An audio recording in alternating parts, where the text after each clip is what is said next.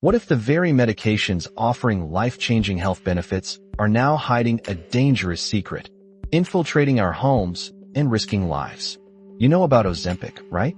And other GLP-1 drugs? Back in 2021, when the FDA gave Ozempic the green light for weight loss, it felt like a real turning point for millions battling obesity. These medications promised a new path to better health, and for many, they truly delivered, transforming lives. But here's the catch. Their popularity exploded, quickly outpacing the supply from legitimate pharmaceutical companies. And whenever demand skyrockets and supply falters, a dangerous vacuum forms. Unfortunately, counterfeit drugs now fill that vacuum. This isn't just a minor issue. It's a critical challenge facing the entire legitimate pharmaceutical industry, an industry built on helping us live healthier lives. Now, they're in the unenviable position of having to warn us about hazardous knockoffs. These aren't just cheaper alternatives, they're often dangerous fakes. They exploit regulatory loopholes, often entering the US from places like China. Imagine this. Ingredients from unregulated labs get a benign-sounding label, something like for research purposes only or not for human consumption. This cleverly allows them to slip past US customs scrutiny. But here's the terrifying reality.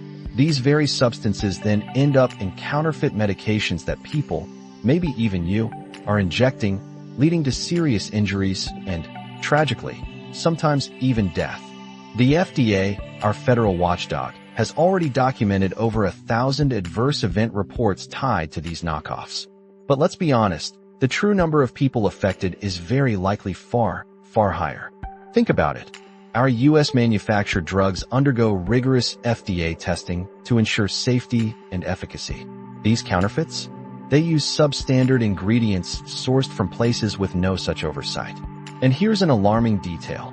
China, the source of many of these ingredients, actually prohibits these very substandard materials in its own domestic drug supply.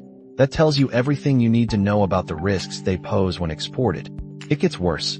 Attorneys general from 38 states have already sounded the alarm. They're seeing online platforms using incredibly deceptive marketing tactics to push these unapproved drugs, often falsely implying they have FDA approval.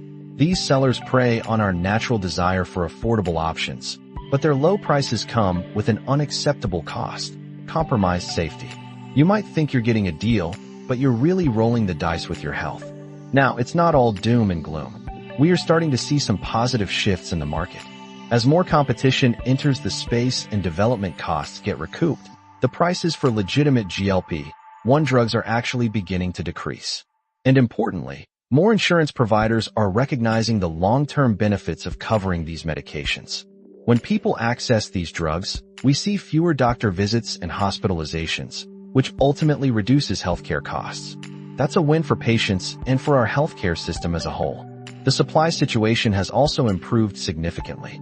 Efforts to boost domestic drug manufacturing have played a role in increasing the production of safe GLP-1 drugs, helping to eliminate those critical shortages we saw. This means, today, there's really no need to turn to risky alternatives. But we can't stop there.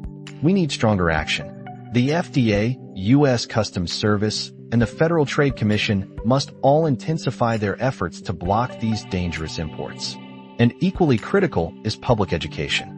We need to arm consumers with the knowledge to recognize misleading marketing and identify unsafe products. Ultimately, protecting the very promise of these life-changing drugs, and indeed the integrity of our drug supply chain, which stands as truly one of the safest in the world, requires a collective effort. It means ensuring patients have access to these vital medications without ever having to risk their health. So, stay informed, question those too good to be true deals, and let's work together to safeguard our health.